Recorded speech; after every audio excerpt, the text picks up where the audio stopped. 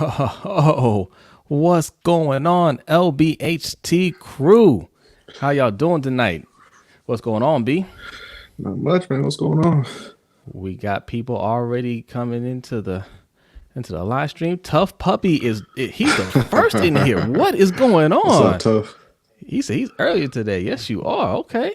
All right, Jonathan Washington Jr. What's going on? Finally able to make a Wednesday stream. Happy to see Nice. you. Happy to see you. Deshaun is in the house, activated. Okay, all right. Alfonso Richardson, what's going on? Thank you for joining the live stream. Bruno Moraine, what's good, LBHT? Yes, the LBHT crew is in the house. Ravens roster is here. Yo, what's up? Okay. All right, I'll tell you what's up, man. It's Wednesday. I hope you guys are having a good week so far. And if your week hasn't been going too well, hopefully it gets better starting right now. All right. So you guys see the title. All right. We're going to talk some Ravens as always. All right. We're going to talk a little UFC. Okay. We got a big fight coming up this weekend. All right. We got a little reported drama between Sean McVay and Jared Goff. Former drama. They're not on. Yeah. He's not on the team anymore. But we're going to talk about that. We're going to talk about how things like that get swept under the rug. But Lamar Jackson can't pass. Whatever.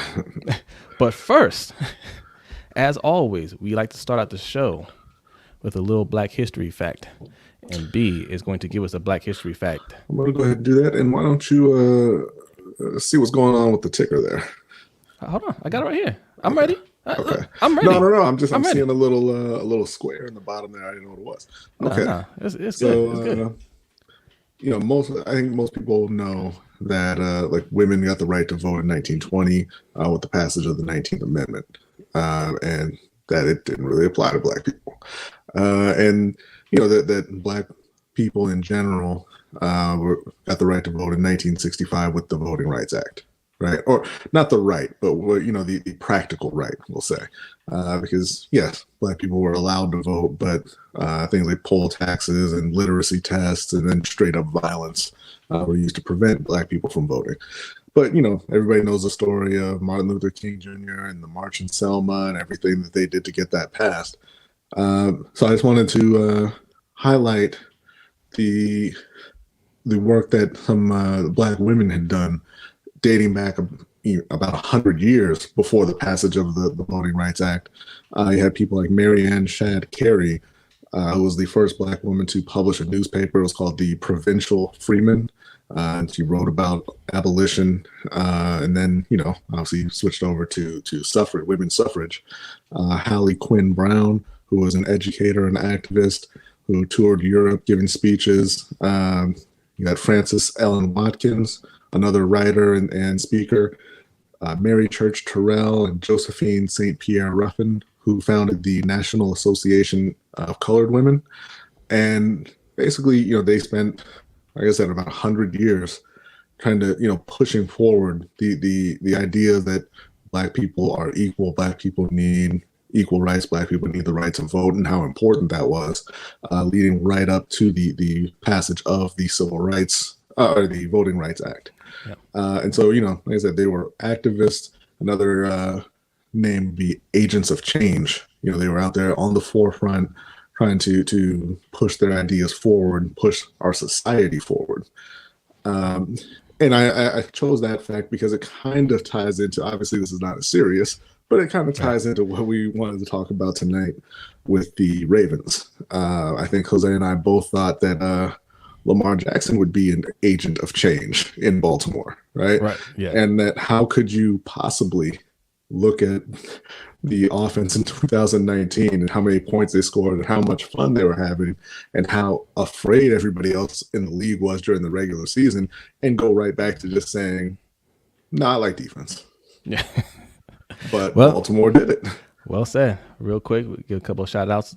Davon Johnson, our Patreon in the house at LBHT crew. What's going on? King of Pugo, what's good?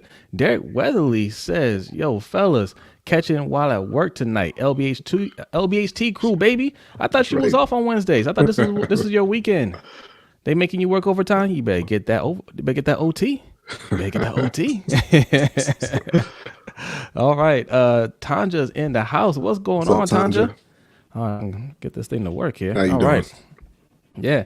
Oh, our man Ray Brody is in the house. He says, "Go What's up, Ray? Ravens."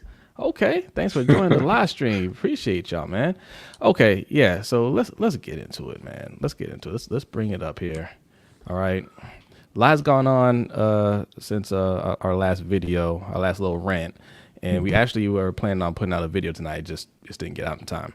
But the Ravens. Let's talk about the Ravens being interested in Sammy Watkins. Right. That was the latest news. Sammy Watkins came for a visit. What was it 2 nights ago? 2 nights ago now. And Well, no, he came on Tuesday. He was visiting on Tuesday. Okay, he came. No. He came Monday, and then Tuesday he's supposed to visit with the Colts. I thought. No, I'm pretty sure he was visiting Tuesday, and he's visiting the Colts today. Okay. He was. Which it doesn't matter. Yeah, Point yeah, is Baltimore inside him. We didn't get him, and he went to the Colts. However, you go check out Engraven's video. Engraven breaks it all down how the Colts were actually playing Sammy Watkins. Okay, they were using Sammy to get a deal done with Ty because just a couple hours ago, T.Y. Hilton signed a 1-year, $10 million deal to go back to Indianapolis, leaving Sammy out in the cold. What's also interesting about this, since we're talking about interesting, interested is the word, right? The Ravens seem to be interested in T.Y. Hilton as well. Right? NFL Network reported that they made a strong push for T.Y. Hilton. Somebody from Russell Street Report said that we made a multi-year offer to T.Y. Hilton, and of course he turned it down. Right, went back home. Now, how much did they offer? Did they offer more? I don't know those details. Some details might have come out since then. I haven't actually looked. But Garnett, what's going on, Garnett? Good to see you. So Garnett. But this is the story of the offseason for the Ravens.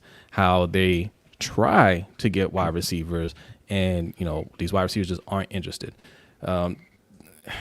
Obviously, I think there's more to it than that. I don't think they're really trying hard enough to bring in a wide receiver. Do some people turn down the Ravens? Sure. That's any team. Not everybody gets exactly who they want. But to constantly miss out on getting this particular position every single year, nah, I ain't going for it. Well, yeah, I think it's a little bit different this time.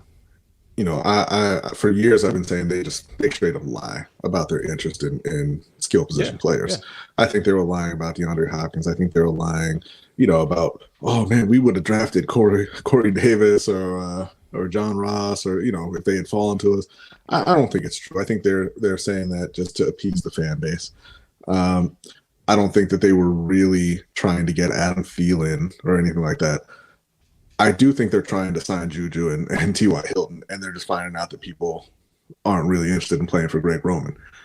And the problem here is we've been saying fire Greg Roman, but who cares what some people on YouTube say, right? Who cares what the fans say or people in the media say? Right. David Culley is a former coach. Willie Snead, Des Bryant are former players. Hollywood Brown is a current player. Lamar Jackson is a current player, and they've all called out your offense. And the fact that you're sitting around here and just refusing to move on from him and doubling down and saying, hey, no, this is who we are. And if you don't like that, go play somewhere else. That you begged for this. Yeah, I really didn't like those comments from John Harbaugh when he said them, right? I didn't like him, but I was kind of like, all right, whatever. He said he can say what he wants to say. He doesn't he's not the GM, right? As long as DaCosta wasn't saying that, and DaCosta kind of came out in his press conference and said something a little different, right? He didn't say, oh, we don't care, if you don't want to play here. That's basically what John Harbaugh was saying. He's just like, hey, whatever, play here, don't play here, we don't care, we're gonna win. DaCosta said something a little different, like, yeah, of course, we love to have talent here, and from what I understand, players do want to come here. We have a good reputation. That's the right thing to say. But yeah, no, our rep does kind of hurt us. I'm not going to say that's keeping us from getting any wide receivers. I think that it does play a factor a little bit, and obviously it does, because that's why Juju Smith-Schuster isn't here, right? From what's being reported out there is that he did want to play with Lamar, but he didn't want to play for Greg Roman. Yeah, right. And I think that it specifically It wouldn't have mattered in signing Kenny Galladay. It wouldn't have mattered in signing Corey Davis, probably.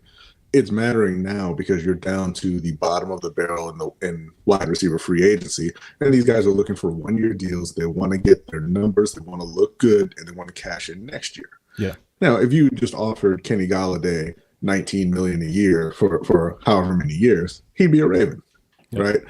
But you can't tell Juju, hey, we're going to give you $1 million more, and then tack on some incentives that you absolutely will not hit here in Baltimore. Hey, come on down, right? It's not going to work like that. Yeah. All right, we got a few comments in here. Oh, okay, look. Davon knows what time it is. Hashtag defund the defense. Yes, sir. That's right. We got a patron in the house. Our patron Ferris. Kenny. Look. What's up, Ferris? Look, congrats to the Giants, man. They got Kenny Galladay. They got weapons around their quarterback. And again, look, we don't think highly of Daniel Jones. Ferris doesn't think highly of Daniel Jones, right? But when you have the quarterback that you believe in, the organization believes in him, right? Mm-hmm. So they're trying to get some protection around him. You know, that's still a work in progress, but they're putting weapons around him. That's what you're supposed to do when you have the quarterback that you believe is your franchise quarterback, right? Protect him, get him some weapons, because that's who's going to carry you to a Super Bowl. But in Baltimore, it's the opposite. Even with the protection, like they started out good. Okay, we got Kevin Zeitler. He's a good guard, but we still need a center. We're still gonna need a right tackle. Well, maybe, right? Yeah. Well, actually, no, we're gonna need a right tackle regardless. Even if we keep Orlando Brown, we need another one on rotation. Well, and that's just a 1-year thing. Yeah. Yeah. So I mean, we still have a lot of work to do. Parrish Smith, what's going on? Thanks for joining the live stream. King of Pugo says EDC looking funny in the light. Mm-hmm. Okay. Lawrence Trent, what's going on? Thanks for joining the live stream. What's up, Lawrence? Yeah, Mr. Rose. I'm trying to read some of these comments here real quick. Alfonso Richardson, I see you too, man. Ravens fans need to stop living in the past. 2019 was dog years ago. Look, we had a little rant video the other day. Some of y'all appreciated it. Some of y'all weren't feeling it. Okay, y'all didn't like what we had to say about Eric DeCosta. We're gonna get into that. Okay. Eric DeCosta, listen, some of y'all being real disrespectful to Ozzie Newsome, real disrespectful. Okay, this whole in EDC we trust, right? That's an Ozzie thing. In Ozzie we trust. Okay, you are taking decades of what Ozzie Newsome has done here, right? The legends that he's drafted, the teams he put together, the Super Bowl teams he's put together, and just transferring that success over to Eric DeCosta, who has done nothing. Yeah. All right. Stop protecting this man like he has done something in his league. He has done nothing. In fact, think about your current team right now. Think about our current team. Who are your favorite players on the team? List all the players. Go ahead. List all the players that you like on this team. Who are your favorite players on this team? Go ahead and list them however you want to list them. You don't even have to rank them. Just start thinking about the players that you like and put them in the chat. Tell me which players that you like on this team right now. I guarantee you every single one drafted by Ozzie. Unless you say Hollywood. I know none of y'all going to say Hollywood. I like Hollywood, but But Eric DeCosta has not earned that trust EDC, that trust our GM blindly without proving anything. He hasn't earned that yet. No. So let him go out there and put together a roster, and then we can see. We can. Garnett says thank you. Yeah. Then we can see what kind of GM he is. But right now, nah. Yeah, because it took a lot of work for Ozzie to get to that point, and like you said, it does not transfer over just because EDC worked for him. Right. That's no. Yeah. So respect Ozzie. That's all we're saying. Attitude Pop, what's going on? He says the Ravens have failed Lamar, and I know if Lamar starts getting mad at the organization, Brodney will be excited because the Panthers will have a chance to get the best athlete we've seen. Lamar ain't going nowhere, man. Yeah. Lamar's a Raven for life. Yeah. Davon says Hood Hardball, hashtag Hood Hardball, needs to beg and plead. He will for that job and with the seat.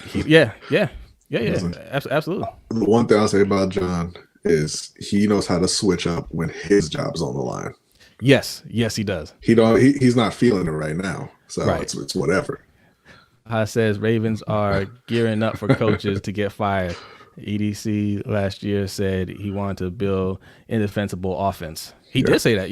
You're right. Mm-hmm. He did say that. And honestly, I honestly don't think Eric DeCosta and John Harbaugh are on the same page. I think really what's going on is, there were rumors about Eric DeCosta and John Harbaugh not really, not being the bestest friends, I should say. And I think there's speculation about him getting rid of Harbaugh once he took over as GM. But just Lamar came on the scene and saved a lot of jobs, right? And got them a lot of success. And, it's one of those things where if it ain't broke, don't try to fix it. And I think Eric DeCosta looked at it and said, okay, I wanted to build offense because, like you said, like just a year ago or 2 years ago when he drafted Hollywood, he mentioned Kansas City by name, saying he wanted to add more speed to the offense. I think that was kind of his idea of, we're going to air this out, right? We're going to air it out a little bit. We're going to get some speed on the field. We're going to be a passing team. But then they just took off that year. I don't think he was really planning on keeping John Harbaugh, but you go 14-2. It's, unless you're Mike Schottenheimer, with the Chargers, you're not going to lose your job.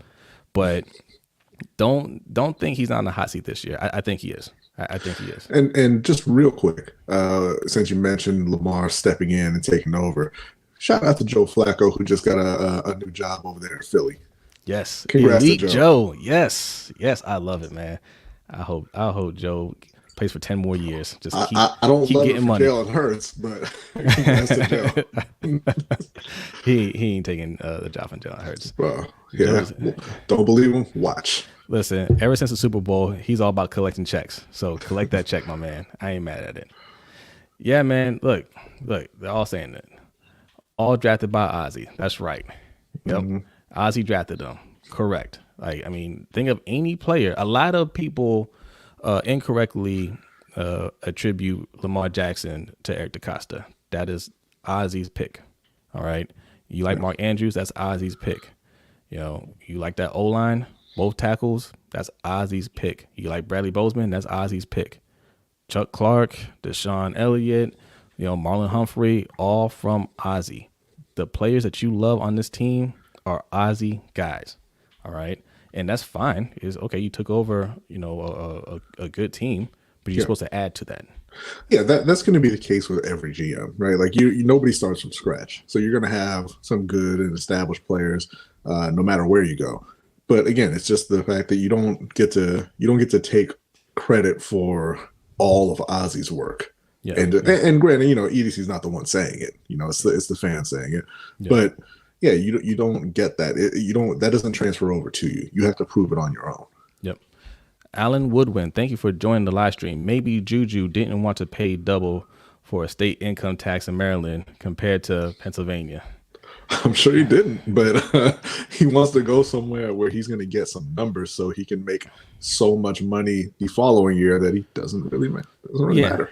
I think this year more than other years hurt the Ravens in terms of getting these players because none of these players want a long-term deal, right? None of these players want a long-term deal unless they're getting exactly what they asked for, like Kenny Galladay, right? Yeah. They know that everybody's going to get lowballed because of the cap situation. The TV deal just got done. They're making $110 billion or something like that over the next 10 years. So it's ridiculous money. The cap's going to explode in the following years. So everybody's trying to position themselves for a 1-year deal, have a good year, and then hit the market next year. So it's not even about the money, how much money you're giving them this year. It's who's going to put me in the best position to have the best stats possible. Yeah. And right now, it's hard to say the Ravens, right? Like you have to really make a pitch for them. Now, I think for Sammy Watkins, it is interesting that, he had his best year ever under Greg Roman, right? Which is kind of intriguing for us. That could help us in two ways, right? Maybe that'll help attract him to the team because he's still out there, right? He might look at it and say, Greg Roman, I fit his scheme and I can get back on track there. And I know I'll get the targets, right? Yeah. Whatever limited targets we have, I know I'll get the targets and I'm good enough to be out there and I can perform. if I stay healthy, I can have a good year because he is very talented. Yeah. And that could help us, repair our image in terms of not being a passing team, not having wide receivers want to come here, because he comes here, has another good year, another 1,000-yard receiving year. Then we can say, hey, look, we got him back on track, right? We kind of revived his career a little bit, come over here. Like, we're a place that wide receivers can go in here and thrive.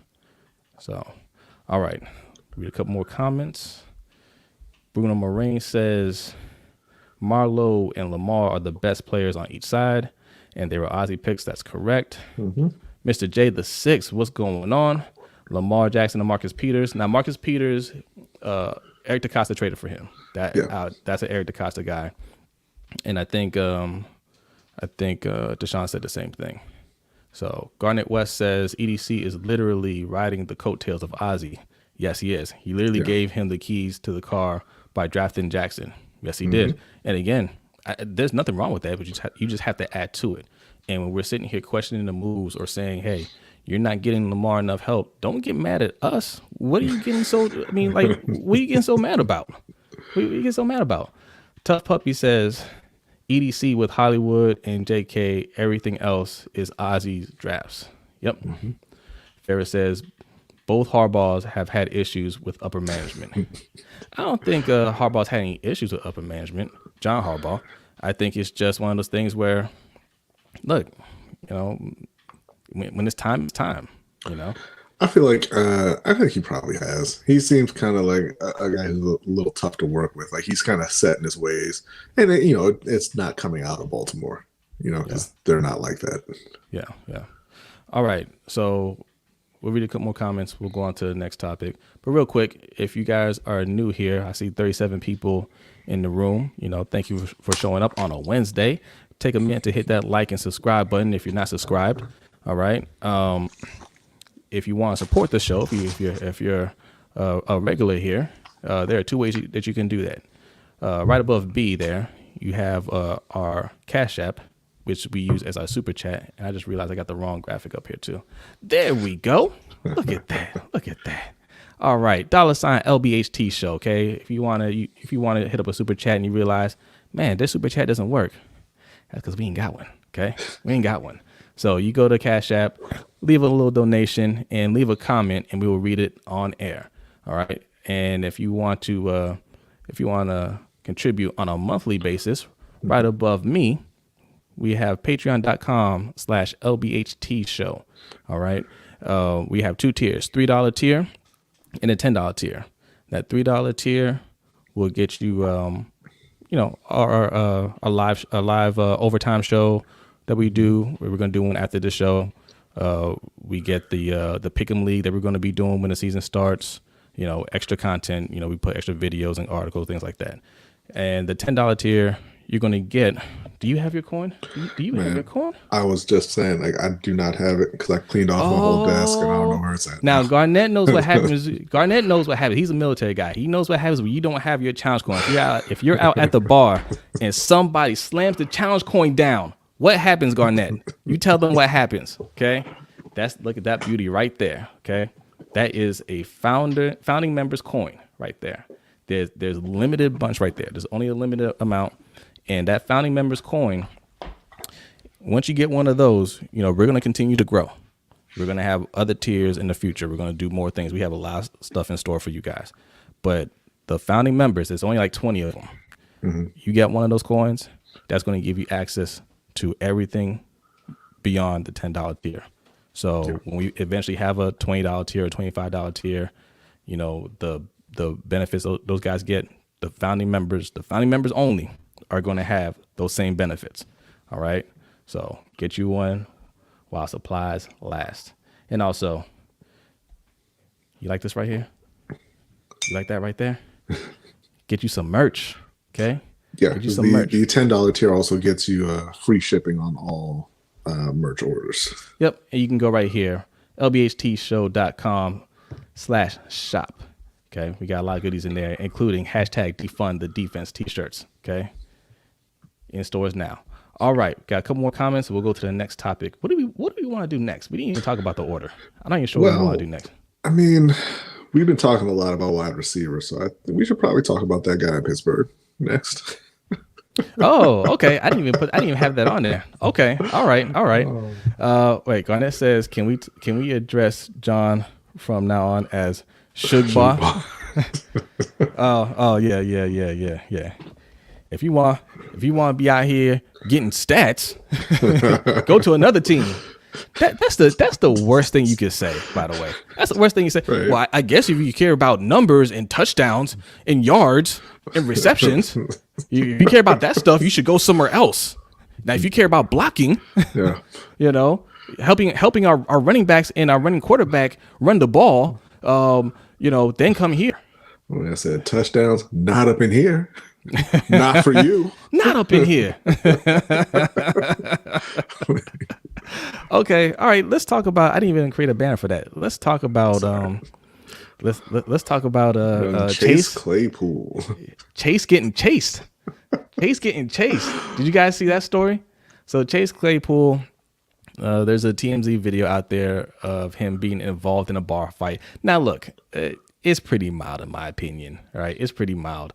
If you look at it in real speed, it looks like he's just trying to break up the fight a little bit, and then somebody kind of steps to him, he backs up, right? You think, okay, whatever, like it's no big deal. But if you slow it down, you will see, and you zoom in real closely, you will see Carmelo Anthony pops up. well, Carmelo, first of all, don't you disrespect Melo, okay? Not up in here, all right? Don't you disrespect Melo, all right? But Melo never kicked anybody on the ground, and he did kick this man on the ground, and that's a coward move. That's a coward move. Especially when you follow it up with running. Yeah. Fighting in the club. There's a bar fight video. Like he's not involved in the fight per se, but he does go to like try to break it up. The guys are on the ground, and then he definitely kicks one person when he's on the ground. I don't know. Like what were you doing? Like it was a weak kick. It's kind of like one of those, I'm gonna stomp you like real quick to say, yeah, I hit him, I touched him. You know, like there's no dedication in that. Then somebody looked at him and he got to running. Yeah. He backed up real quick. Jonathan Washington says Pittsburgh wide receivers are different for real.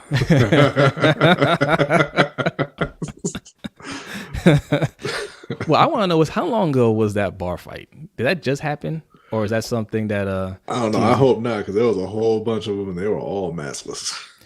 Well, that's the other thing. They're maskless too. Well, what I'm getting at is a little conspiracy here. Did Juju know? Did Juju know? Was he getting ready to sign with the Ravens and then somebody sent him a video and he said, "Oh man, that might be a suspendable action. He might miss a few games here." Mm-hmm. So some targets opening up. Boy, targets for me. Like you said, man, that's 8 games for cowardice. Yeah, you can't kick and run, man. Deshaun says Chase turned into a DB and hit that back pedal when smoke came his way. He wanted no parts of it. Yeah. He looked up. He's like, "Oh, you saw that? I'm gonna be over there." That's right, fellas. Ferris, that's right. We will not stand for any Melo slander. Okay, Jared Jeffries had it coming. Look, yes, but you can't. You also can't back away from Jared Jeffries, man. No. He brings that smoke. You stand tall. Yes, Davon says Juju knew. He knew. Yes, not a mask in sight. Mm-hmm. Juju saw that video and said, "Corvette brothers assemble." I love these comments, man. I love them. All right, so yeah, that's a quick thing. Do you guys think that's the suspendable action? You think there'll be a game or 2 or 3 game suspension, or you think it's just going to be a fine or nothing at all? If you saw the video, I think he gets fined. To me, I'm gonna be honest. I don't see anything there. I don't. I think he gets fined because you have the kick, but you also have, like I said, the going out without the masks, and they're still in kind of the. I'm not sure if that really applies during the off season, but I mean they're talking about having another virtual off season, not even going to the mini camps and whatnot. Yeah, so they'll come together and use those commissioner powers to slap them down a little bit. Now the mask thing, I don't know about, because it depends on what state that you're in, right? If this is in Florida, well, look, we don't have to wear masks down here. Well, no, it depends on the NFL's rules. Like, I don't, but it's off season though. You know what I mean? Like, I don't think they can really do anything about that. Like, I mean, I don't know about the shield kind of runs your life. Yeah, but yeah, that part, and yes, the kick. The thing is, it's hard to see the kick. It's not crystal clear, and he could definitely challenge it and be like, listen, no, I didn't kick him. That dude is showing up to Roger Goodell's office, neck brace, eyeshadow all around the eye. You know, he's gonna squeeze out a few tears. Okay, well, what do we got next? Let's get through this, man. Let's get through this. We'll be on this all day. We're gonna prosecute Chase Claypool. Okay, all right. So we're gonna get into some UFC real quick. All right, don't go anywhere. We're gonna get back to some Ravens talk towards the end of the show, and this Sean McVay versus Jared Goff. Have you guys heard about that? If not, you're in for a treat. We're definitely we're gonna get into that. Okay, we got two verses here. We got two matchups. Right, the first one is Stipe versus Ngannou, part 2, and Sean McVay versus Jared Goff. Okay, all right. Let's break down the first matchup. Let's get into some Stipe versus Ngannou. Now, guys, if you don't know who these two are, two of the top heavyweights in UFC. Okay, Stipe Miocic is one of the greatest UFC heavyweights of all time. Francis Ngannou is exciting. Also another fighter. Yeah, he's a good fighter. He's exciting. He's okay, and he has great knockout power. Okay, yeah. He's won his last 4 fights by first round knockout, which is how he's getting this incredibly undeserved rematch against Stipe Miocic. Well, what do you mean undeserved? I mean undeserved. I mean, he got completely washed the last time he fought Stipe. But look, this is UFC. In UFC, you always get a rematch because there aren't enough fighters to go around, right? So it's not like boxing where you can completely dominate somebody and say, look, there's no point in making that fight again. Like, he's just not on my level. I got all these other fighters to fight. It's not that way in UFC. You can get washed and have a rematch in 5 months. Okay? In general, that's true. But they have another fight to make. John Jones. Yeah, but they just chose not to. I think they want John Jones to have a tune-up match or something like that beforehand, which cool. I agree with. Right, I agree with. Stipe can wait. Oh, look who's in the house! Hey, shout out to Maddie Gunner, man. Hey, what's up, Maddie? Maddie has a YouTube channel. Is it? Yes. Yeah, Maddie, what's your YouTube channel? Is it Maddie Gunner, or is it I forget the name of it. I'm sorry, but check out this man, Maddie Gunner, man. He covers UFC. And he also has a rock band. What's the name of his rock band? I'm so sorry, man. I forgot all that stuff. But Maddie Gunner, and follow him on Twitter as well. But it gives you some incredible UFC insight. Yes. If it goes in round 2 and Ngannou loses, 100% correct. That's my thing with guys like Ngannou, because I'm not saying he's as bad as Deontay Wilder, but they're in that similar space to me, where if it's all about the power, then you go up against a skilled fighter, you're probably going to lose. Yeah, because Stipe is, he's highly skilled. Yes, anybody can get caught in UFC. Anybody can get caught, for sure.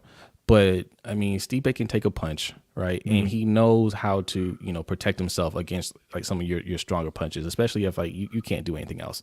Yeah. Stipe is an excellent fighter. He's going to get him on the ground, and he's going to embarrass him again. Yeah, I think so. Oh, spirit of justice is not like what you got to say, B. Undeserved? How dare you? Incredibly undeserved. Yeah. Maddie says, we all know Derek Lewis is going to have that belt end of 2021. Deshaun says, Ngannou has the ultimate equalizer, but Stipe is way more tactical. That is correct, man. I want Francis to win, though, so we can see John Jones fight someone with serious power. But yeah, that's the thing. John Jones and Stipe, like, these are guys that, man, they can make in-fight adjustments, right? Which is, you don't see too many fighters in UFC that are able to do that. You don't see too many fighters that are able to do that, right? You have a strategy, you go in there, and hopefully you prepped well and it pays off for you. But if it's not working, there are very few people that can just switch up. Yeah. right? That's how we saw Stipe get his belt back from Cormier, because Cormier was working him. Cormier was working him in that second fight, and I thought, oh, okay, this is going to be easy money for Cormier. And Stipe switched it up. Okay, we're gonna go to the body. He's not putting himself in the body. We're gonna do these body shots. All right, and we're gonna get back in it, and that's exactly what happened. Okay, John Jones is another tactician, but you're right though. I mean, he's going up to heavyweight. They do hit harder, and if he can get caught, anything can happen. So. All right. Ferris. Yeah, Ferris says Maddie is his MMA correspondent. Yes. And for those of you who don't know, Ferris, he hosts a highlight show every Monday at 7 p.m. on the Let's Get Ready network. And yes, that's where you can find Maddie sometimes, when they talk about UFC. Very informative. Jonathan Washington says, y'all having a watch party for the trilogy Mike Tyson versus Evander Holyfield? Man. But he said he's not doing the fight. No. Mike came out after that report and he said, it's going to happen. It's on. But they're still working out some small details, so it's happening, and I shouldn't be excited, but I really am.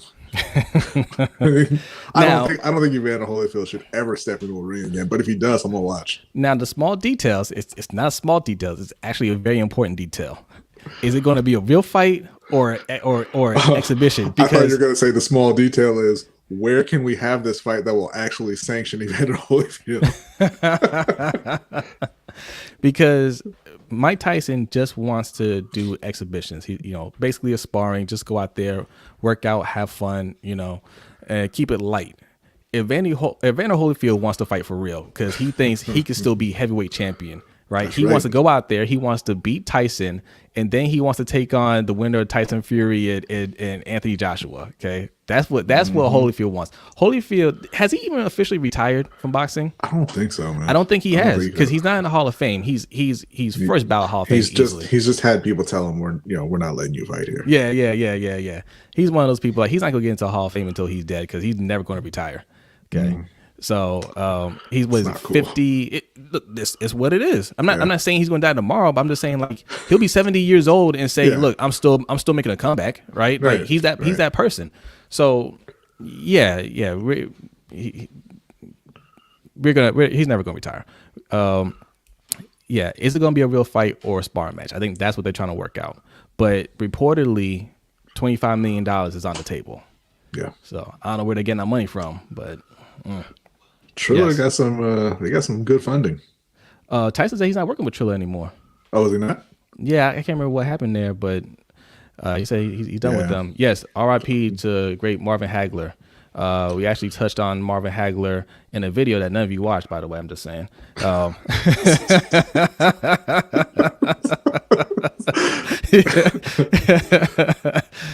Yes, Marvin Hagler was one of my favorite boxers, man. He's actually one of the boxers, from when I was young. I used to watch his highlight tapes, and that's what kind of got me into boxing.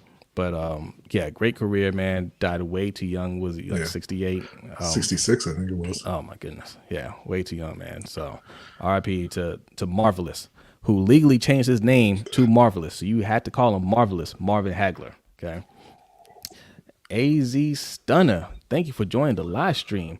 I've been saying this is last year we should have signed AB, but we didn't. Here's our second chance to sign. Make it happen, EDC. And Ravens, don't drop the ball again. Stop playing. Sign him. Well said, AZ Stunner. We agree. And we're going to get right back into that in a minute. Let's finish this up. We're gonna talk about our second matchup. I promised you two fights. I promised you 2 fights here. All right. The second one. Oh, hold on. Matty Gunner has another question here. Next thing you know, we'll be getting Teofimo Lopez versus the random YouTubers. Man, I am here for that. I can't stand the Paul brothers. Wait, what are we talking about? Teofimo's gonna fight one of the Paul brothers? No. Oh. Yeah. Look, one of them, is it Logan, or one of them thinks he's a real boxer. So give him that smoke. There are levels to this, okay? If he thinks he's ready for it, put him in there. Yes, Ferris. Marvin Hagler is an Italian movie legend. He's an Italian action star. That is correct. That's correct. So, all right. So that's the first matchup.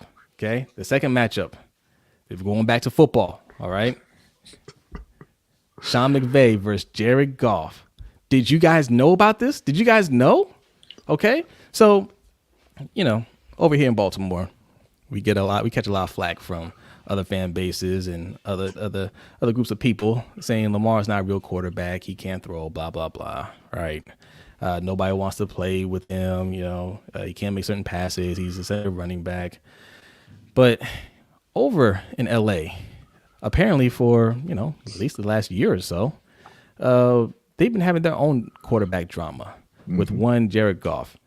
Now, we've known this about Jared Goff. I don't think it's any real secret that, McVay kind of, I wasn't going to say he sucks. But McVay spoon feeds him the offense, right?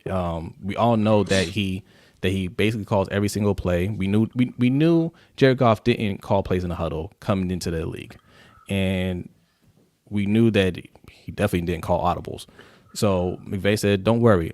You don't have to do any of that stuff. You don't have to do any thinking. I'll do all that for you.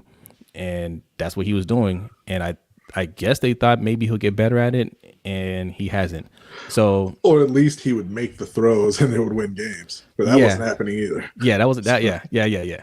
So, what was it? ESPN or USA Today? One of those articles kind of talked about the frustrations that McVay had this past season with them, and it got to a point where he was just verbally abusing Jared Goff. Now, I like how they worded it. They worded it as there was tension between the two of them.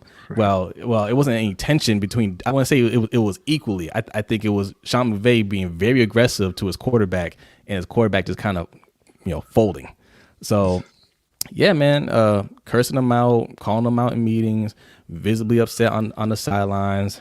And then this is how I know it's gone on for a couple of years, because the article said something about, well, you knew it was serious because he wasn't going back and apologizing to him.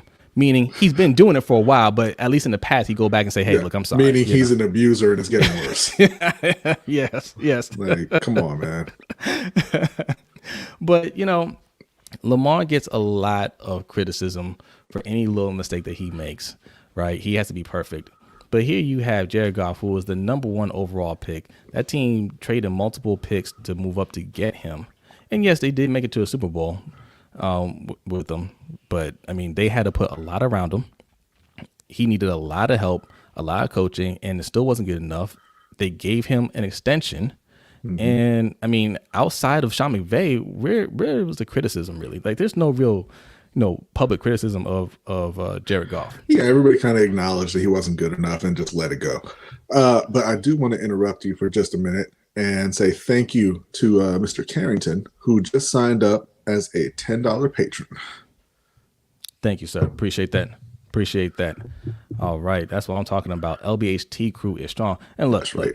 And real quick, thank you guys. I know we throw a lot at you. We sound like an infomercial sometimes, right? But we're excited, man. Like I mean, you guys have really supported us, man. We are a small channel, very small channel, and like even nights like tonight, like slow news night, right? We're not sure how many people are going to show up every night. We just think, okay, slow news night. We'll get a couple people in here. We'll still put on a show. But man, you guys always turn up, man. I really appreciate it. Thank you. We have a lot of ideas as we grow. Every dollar that we make, man, we put it right back into the show. In fact, B, next week when we set up, B's gonna have a different kind of setup. All right. We got some more things that we're doing. I can't do anything about his internet connection. That's above us. That's above us, right? Oh, what's going on? The Trib won. What's I have up? the fastest internet. Right? Yeah. What's up, Trib? But yes, thank you guys for the support, man. Appreciate it. Keep supporting. Keep telling your friends about us, right? We got a lot more in store for you. So, yes, Jonathan Washington Jr. says, the crazy thing is Wentz and Goff have obvious flaws in their game, but you feel like both were in a situation where the head coach stopped believing in them prematurely. I think you're probably right with Carson. I think that they really needed to fix the roster around him a bit and kind of support him a bit more. Jared Goff been trash since day one. Look, like me and B like Carson Wentz coming out, right? Well, I liked him a little bit more than you did, but I mean, I really like him. But I mean, he showed flashes, and a part of me does feel like, all all right, the injuries, obviously that's a concern. I think he's had one healthy season his whole career, including college. That's concerning. But I mean, it's kind of hard to judge him on a year where he didn't. I mean, everybody on that team was hurt. Yeah, the Everybody. entire O line and all the receivers. Yeah, like that. It's hard for me to question him on in a year like that. But that goes to show that it started before that, right? Yeah. It wasn't about last year. It was building up to that, and he was just tired of having to deal with them. And there's articles about that too, where Wentz just basically wasn't listening to the coach. The coach is trying to explain to him, "Hey, you're missing these throws," and he's like, "No, I'm not." Yeah. Okay, well, yeah, you can't work with a guy like that. So, Wentz, I mean, look, he's got a second chance. They brought back T.Y. Hilton, and we'll see what they do in the draft. And they have protection on that O-line. He's got a stout O-line over there. Yeah. So we'll see how he performs in Indy. But there are no excuses this year. Jared Goff, Jared's good. He went to a bad situation. Jared had one of the worst rookie years in the history of football, and then he got a brilliant head coach, and then he alienated him. I don't want to be victim blaming, but that's on you, Jared. Right? Ferris, be nice here. What's going on here, Ferris? That is not nice. Okay. I mean, the last part I wouldn't have agreed with until I found out that Sean was cursing him out and he didn't do anything about it. Listen, man. Like, at some point, you got to remind your head coach who the professional athlete is. So I'm gonna tell you a funny story real quick, right? I played for this amateur league in Baltimore, right, in early 20s, the Baltimore Sharks, and we had this coach, Coach Tate. He was a yeller, he was a screamer, right? But he never.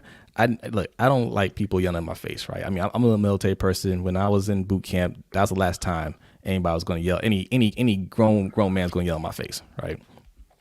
So that was one of the things we talked about when I joined the team. Like, look, I don't like people getting in my face, right? He's like, okay, cool. One time he yelled at me. It was one time, right? And we laughed at it afterwards because, my last name is Garcia. There was another dude on the team named Diego. Now, Garcia and Diego, two black guys named Garcia and Diego. We both played defense. Okay. It was towards the end of the game. I just started. I'd never played football before. I never played tackle football, right? I don't know how you let me on the team, but I never played tackle football. And he wanted me to get out there and get some work. And he's like, Diego, get out there. Diego puts his helmet and just runs out there, right? So I'm standing there. And he's like, Diego, get out on the field. And we're all of us are looking at each other like, yo, he's winning. He's on the field. And he gets in my face like, you don't want to get in the game? You don't want to play? Let's stay on the sideline, right? And I'm like, Coach. Everybody's like, yo, Coach, that's Garcia.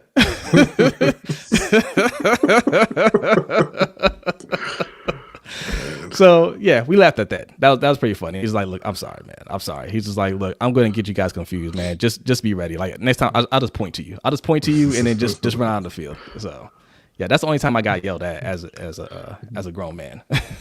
Jared didn't laugh it off though. Jared went home and cried. Yeah. The moral of my story is don't let another grown man scream in your face. All right, man up, man up.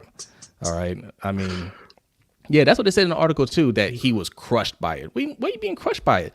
McVay is a kid. What, he just turned 30? Man, who the hell are you, kid? You're not going to yell at me. Okay, all right. Let's read some more comments here, and then we'll do a little open discussion here. You guys got some comments? You can put it in the comment section. Did you want to talk some NBA? I mean, if you want. All right. Hold on. The So trade Deshaun deadline is tomorrow. Deshaun says, wait. So it was McVay? This is just like Kirk Franklin has his 33-year-old son. Yes.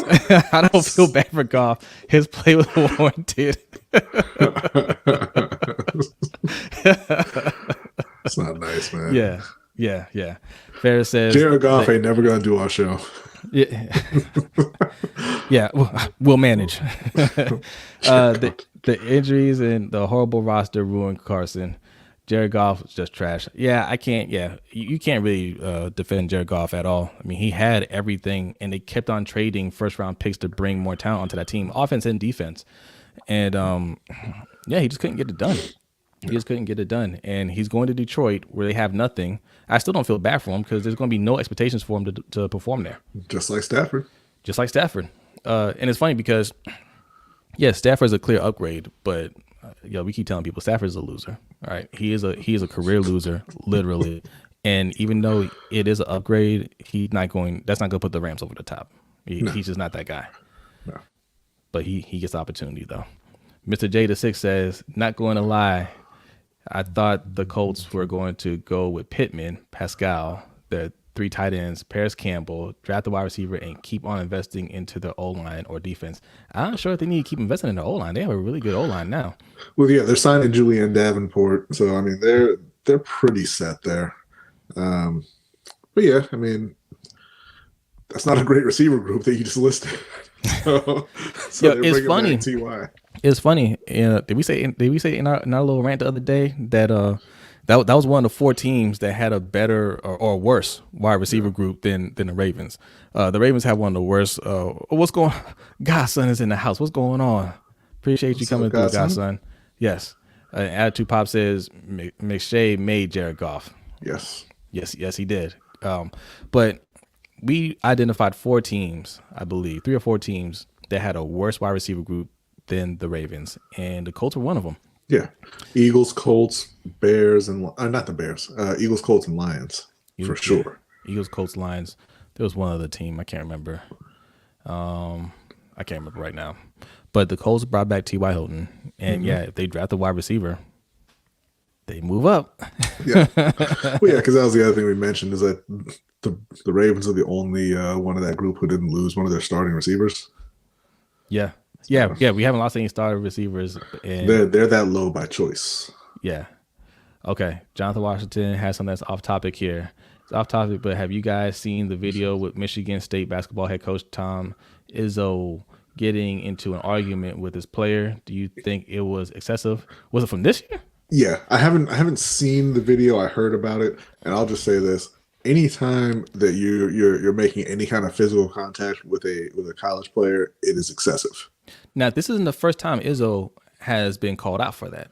Right. He's done something like that before. Like he punched somebody in the chest or something like that. Yeah. And a player. And he says it's okay because he lets the players yell at him too. It's not okay. Yeah. So, I didn't see it. No, I didn't see it. But if it's from this year, I mean, how much longer are you going to let him get away with that? I mean, this ain't. He keeps winning. Yeah, I guess. But that's how long Bobby Knight got away with it. Yeah, and that's why I mean, look, college sports, we watch less and less of it now, man. Like, I just don't like that. I don't like how, one, they don't pay the players. 2, how these men, they're supposed to be adults, act like children, and they can just scream at a kid, put their hands on the kid, and that kid's not supposed to be able to do anything. And a lot of times, that's why you see these college coaches not able to succeed at the pro level, because when you're talking to grown men, except for Jared Goff, you're going to get some words come back your way, right? And you damn sure not going to put your hands on a grown man. So, I think a lot of those college coaches that have been in college for too long, they get to pros and they think they can have that same attitude. They find out that they can't, and you can't get rid of the player because of the contract, or he might be a great player and he's more important than you, the coach. Yeah. And it's just, I mean, that's what happened to Nick Saban. Nick Saban just couldn't take that culture in the NFL. And I don't think you'll ever see Nick Saban back in the NFL. So, I don't like that, though. But good question. Ferris wanted to know if we watched Last Chance U basketball. I'm halfway through the first episode. I'm halfway through the first episode.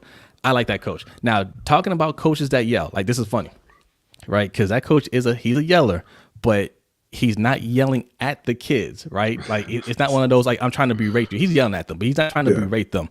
That man is just super, like, he's high energy. Like, he's like a big cheerleader, right? Like, he just want, like, you could tell, I just want you to win, man. Like, I know you can be great, man. You need to go up there and get that ball, whatever. Like, he is high energy. I like that guy. He can't keep it. He literally ran up a wall.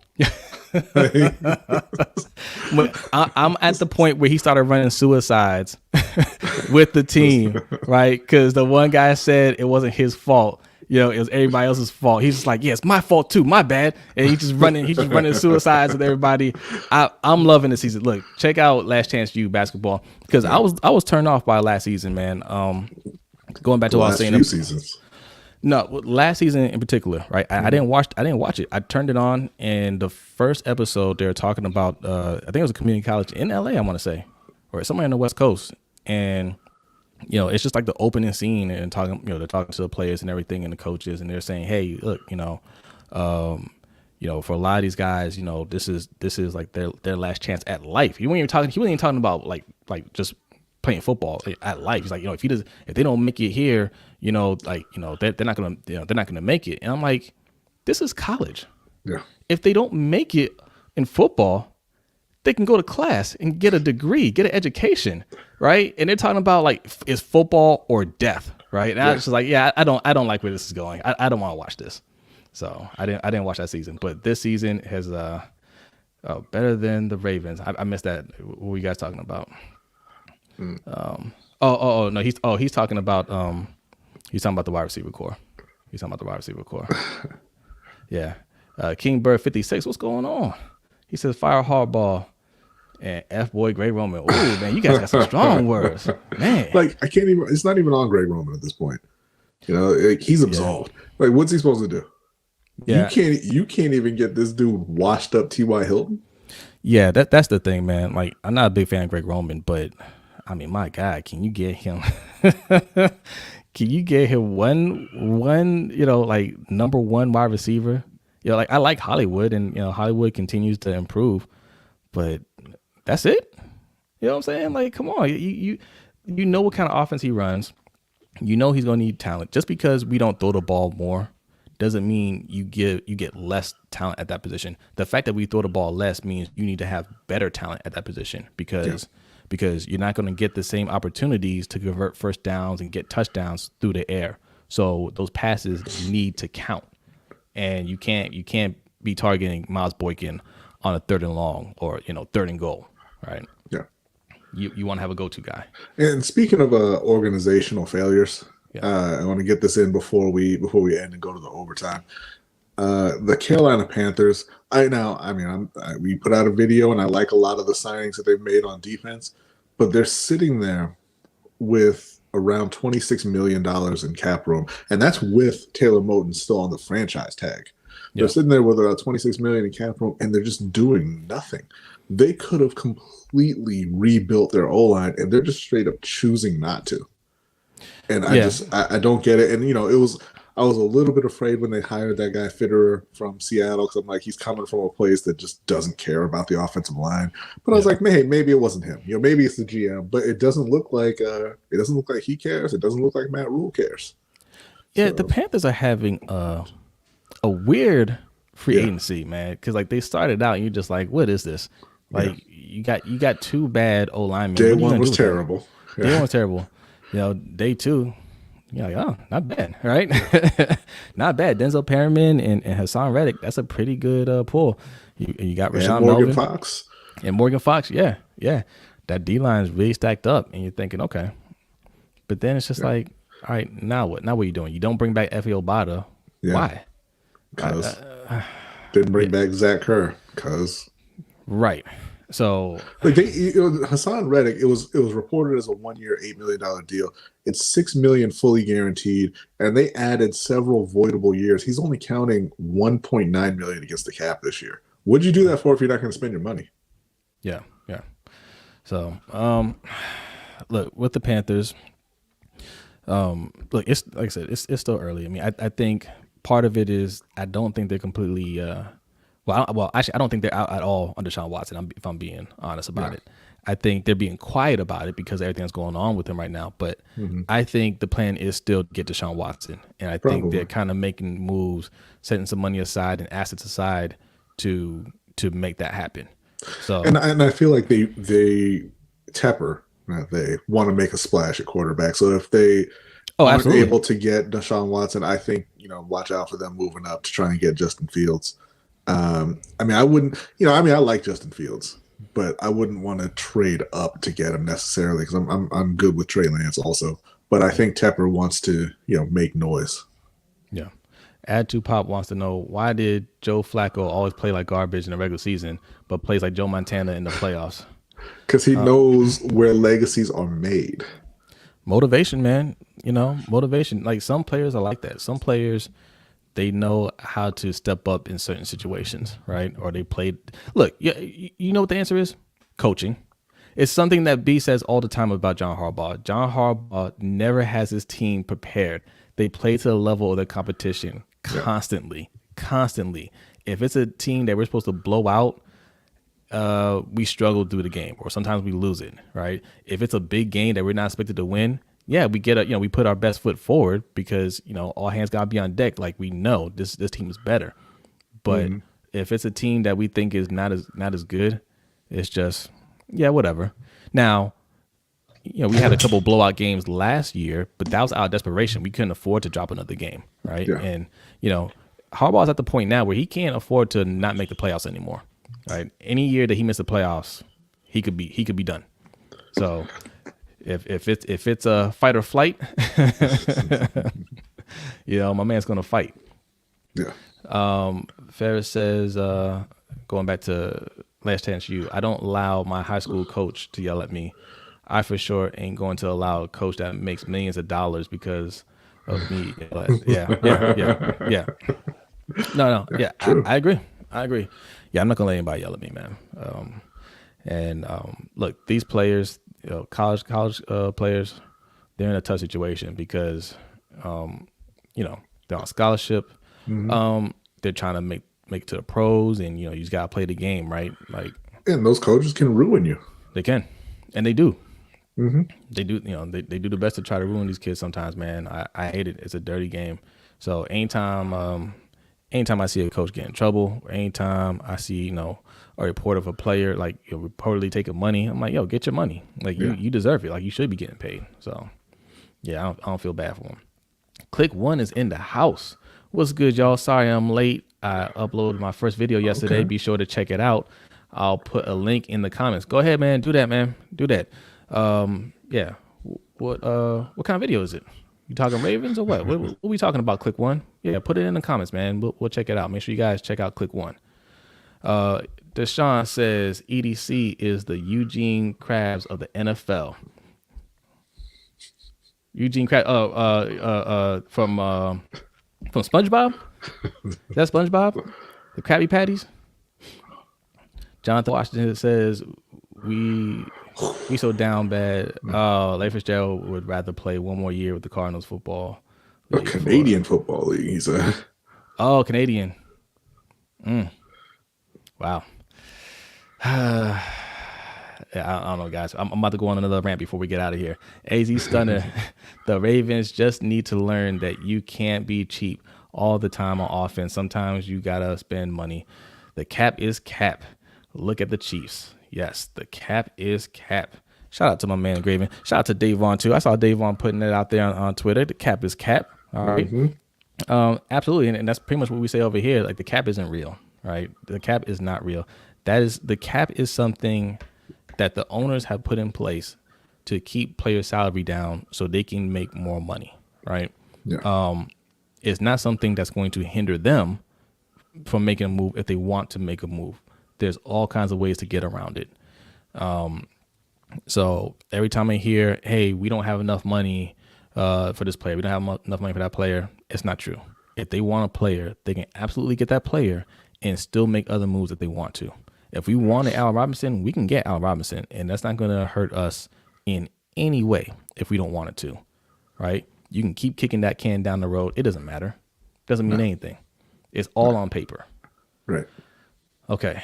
Yeah, Jonathan, that's what we were saying. If a team wants somebody bad enough, the cap is not an issue. If the Ravens wanted a true number one wide receiver, they would have gotten him by now. That's absolutely what we're talking about, man.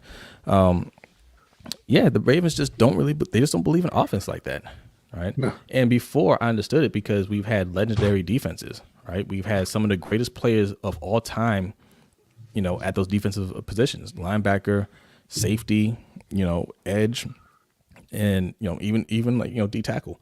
So yeah, I can see where we're coming from on that, where they were coming from on that. But now we have one of the best quarterbacks in the league. That's something that we've never had, that kind of firepower on offense at quarterback.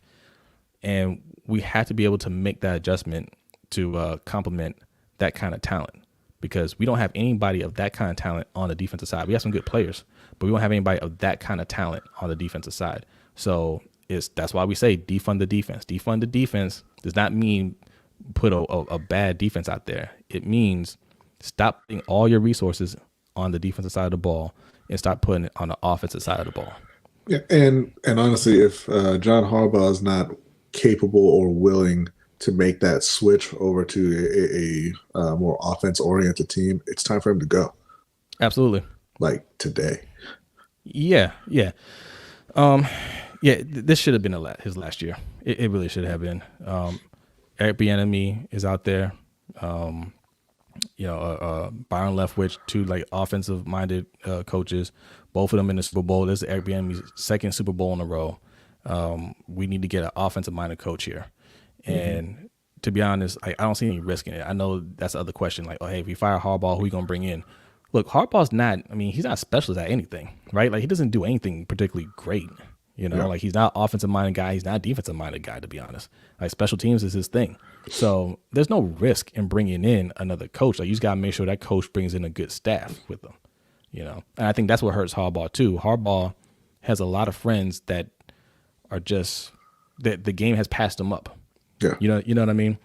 Like, his coaching tree, he doesn't bring in young guys. He brings in guys that his brother worked with. You know what I'm saying? And that's why when I said Baltimore is complacent, they're not willing to put in that kind of work to find that talent. Yeah. Pep Hamilton. Yep. Pep Hamilton's, where is he at now? Is he still in Maryland? I think he was in Maryland last year. Is it too late to fire John? Yeah, it's too late. You're not going to fire him now. No. It's never too late, Ferris. It's never too late.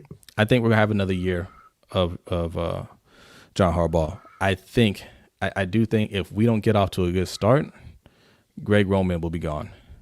But, in my mind, at the end of the season, I was thinking, man, this season is going to be a tough season. I could see him being out early on. But I went back and looked at the schedule. It's not as tough as I thought.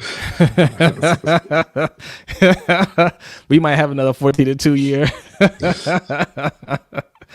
After trades and people get cut and just look at these teams now, I'm like, oh man, this might be a hot year. They might survive. So Jonathan has a random question. Do you think Saints would trade Michael Thomas after the issues they had last year? If it was a number one receiver to pair with Lamar, my personal favorite would be Michael Thomas, but A-Rod is not a bad option. Oh, A. Robinson. Yeah. I don't think they're not looking to trade him because they have somebody who knows how to manipulate the cap, and they restructured his deal, and they are good to go. Because initially we thought, okay, it's about to be a fire sale over in New Orleans because they were like $100 million over the cap. Yeah. And apparently all you had to do was give Taysom Hill, aka the plot device, a fake 5-year contract or whatever it was, and cap's back to normal. So disgusting. This is the first time I've ever wanted owners meetings. Like, y'all need to get together and do something about these voidable years. Yeah, Pep Hamilton. Yeah, he's a QB coach for the Chargers. Look what he did for Herbert. Okay. Yeah, I could have sworn Pep was coaching at Maryland. Maybe it was the year before. Yeah, I know who you're talking about. Yeah, absolutely. I mean, there's plenty of options out there for coaching. There's plenty of options. So, don't be afraid to go out there and get somebody. But doing what we're doing with Lamar right now, it can't last, right? You can't have him out there being the leading rusher every game and at the end of the season every year. This is not sustainable. So don't be afraid to move on from Harbaugh if he doesn't change. Here we go. Here we go with the slander. Slant Boy is going to be happy. Now he won't just run slants. Apparently, people talking about it, apparently that's actually Juju. Because he ran slants like over 80% of the time. Yeah. But they already gave him a name. He's TikTok guy. He's TikTok boy. So, yeah. All right. A couple more comments. We're gonna get up out of here, and we're gonna do the overtime show. People got to realize Harbaugh is not the key to this team's success. I agree. As long as we have Lamar, we will be good. I only see Eric Bieniemy expanding on what Lamar has already accomplished. I agree, man. That's right. I agree. Again, when was the last time we said, man, Harbaugh really coached his ass off in that game? Never. You know what I'm saying? Like, I don't think he's a bad coach, but I don't think he's great either. I don't think it's one of these things where we can't replace him.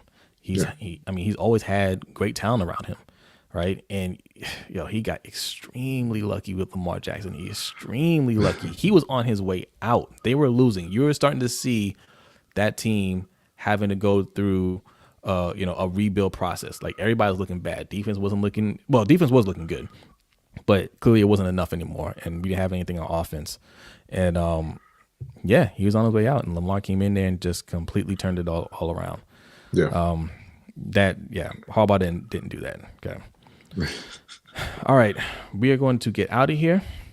For our patrons, go over to patreon.com/LBHT show, and I will give me a couple minutes. I'm gonna get that set up.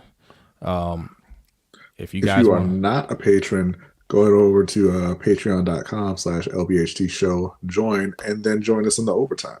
That's right. Yeah, like I said, man, look, if you have $3, go right over there. $3. Now, if you want one of these, things right here, one of these beauties right here. All right, $10 a month. Okay, $10 a month. Look, we got, like I said, we got a lot of bonuses and content for you on the Patreon that we're going to start adding, and the overtime show is one of the things that we're going to be doing. So yeah, man, come and hang out. We had fun last time. We brought some people on screen, and we just chopped it up. We had some people in the comment section, commenting. So yeah, it's good times, and you can just talk to us about whatever you want to talk about. So we'll be hanging out there for a few minutes, and come join us. Oh well, hold on, one more thing. Mr. Jada6 wants to know: do y'all think the linebacker the Panthers recently signed was a good depth move? Are you talking about Luvu from the Jets? I do. He's fairly young. From what I understand, the Jets fans were a little upset to lose him. I'm obviously not a super talented guy, but the linebacking core is coming together, assuming they play Jeremy Chin at linebacker like they should. Shaq Thompson, Denzel Perryman. Yeah, he's going to be a nice rotational piece for them. Cool. All right, y'all. Thank you for watching. We'll see you guys soon. Peace out.